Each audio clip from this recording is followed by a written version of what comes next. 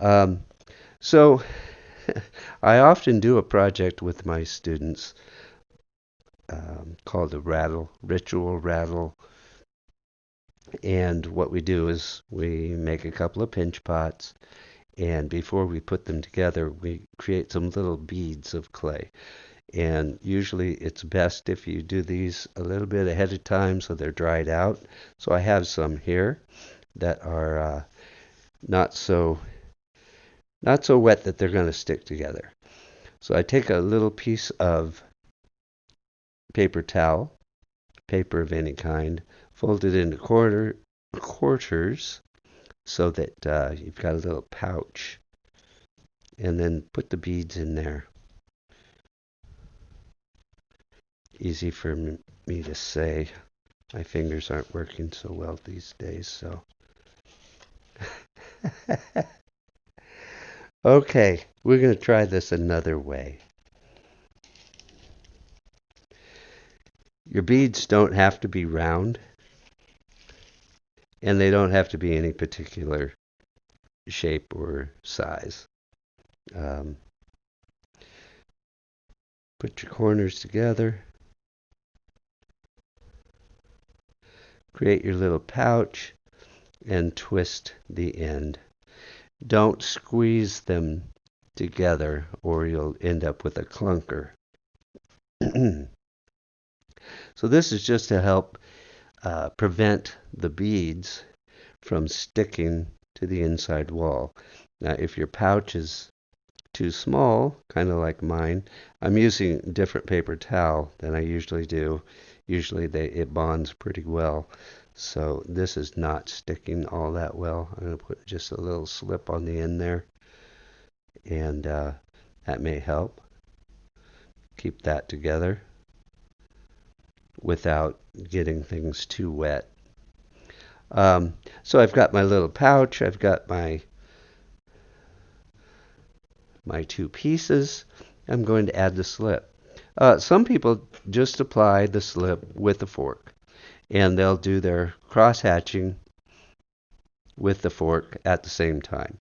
Um, I think the fork is kind of big, kind of clunky.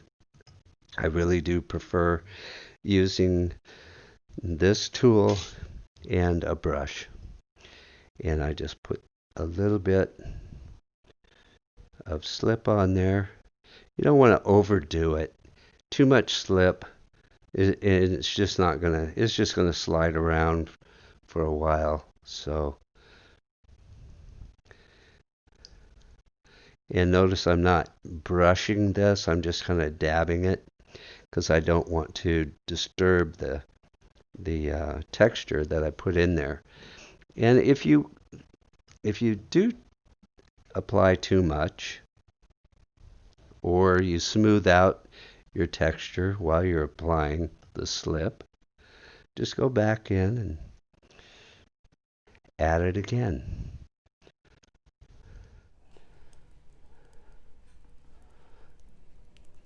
You can go back and forth as many times as you want. It's not a big deal. So just give it a little bit.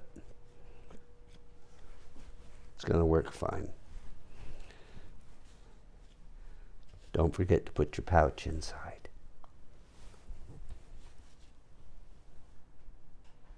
Start at one corner, one side, and work your way around.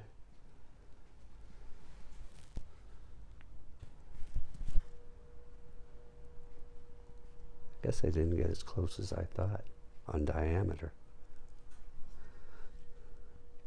Once you work your way around the piece,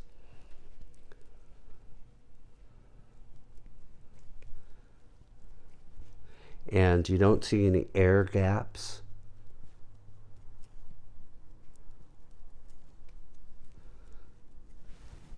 like this, then you can just kind of snug it. Just give it just a slight little snugging twist. Okay, slight little twist. Boom, boom. I'm probably showing this too high. Boom. Okay, all the way around. It's sealed. Okay, so now that it's sealed, the pressure inside will help prevent me from collapsing the piece. But this is not a joint enough, right? So I'm going to use my thumbnail and scratch across the surface from one side to the other.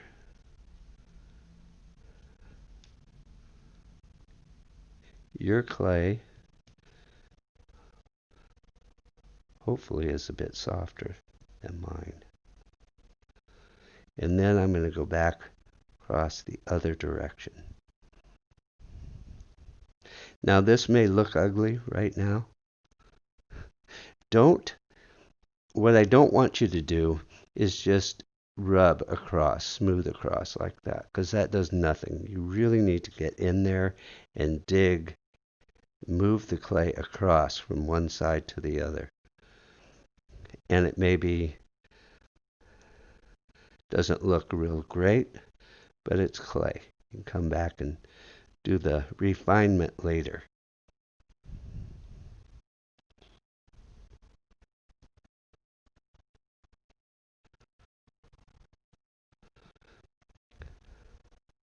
Because if you don't work that clay back and forth across that joint, you're going to have a weak bond because you're only getting that outside surface. You're not working on the interior. There's no way to get in there right now. You can cut it open and work on it. If you're trying to get a solid form, maybe you don't intend to ever cut it open. Now I'm using the side of my thumb and smoothing this out a bit. So you can see it's not as bad as it looked originally.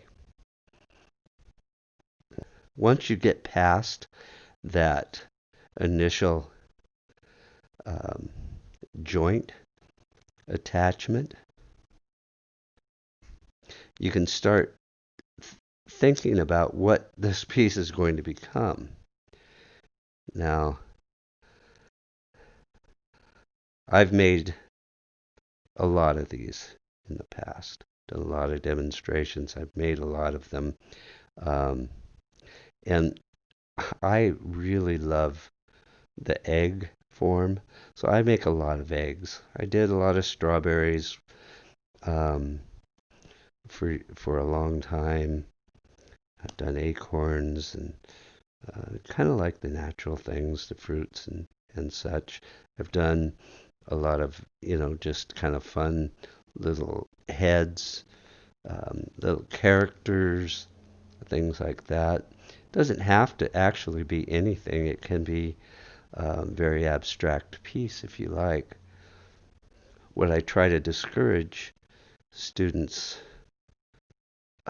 into just turning that in and saying it's a potato. Mr. Turner, I made a potato. If you want to make a potato, make an awesome potato.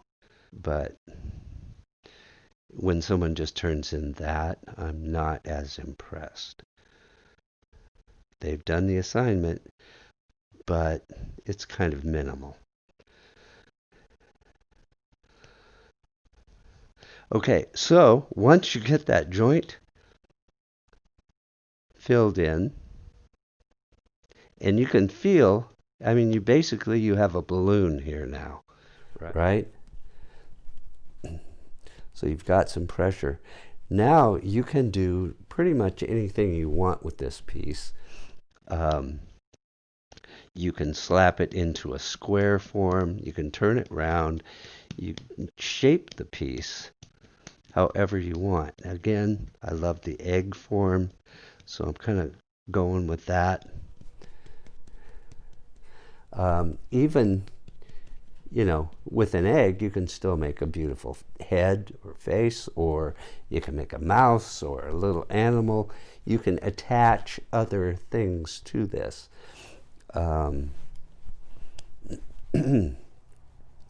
This is what I call the very early stage, the rough in stage of anything, you can spend, you know, a couple of hours of just smoothing this out, and you're not going to get exactly what you're after, more than likely. There's another stage to this. We'll talk about greenware, this being wet.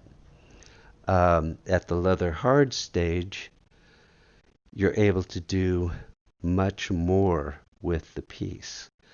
You can refine this down to a great deal. And I happen to have, when I cleaned my studio, I found some eggs that I had done at school.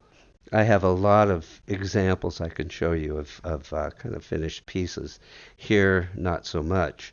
But I do have some eggs, so I'll bring those over and show you quickly finished and more refined. I mean, this is in its infancy, and if I set it down, it's going to get a flat side. So I would set this into a form so it wouldn't distort. Let's see if I have enough cordage to get over here.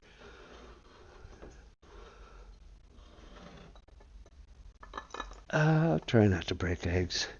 Okay, so I have some eggs here, and you can see, there are different types of firing treatments, but uh, this the form is way more refined at this point, right? There is shrinkage, but this is, it's not going to shrink that much. But you can see they sound differently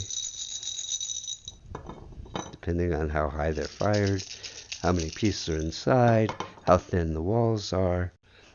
A lot of factors.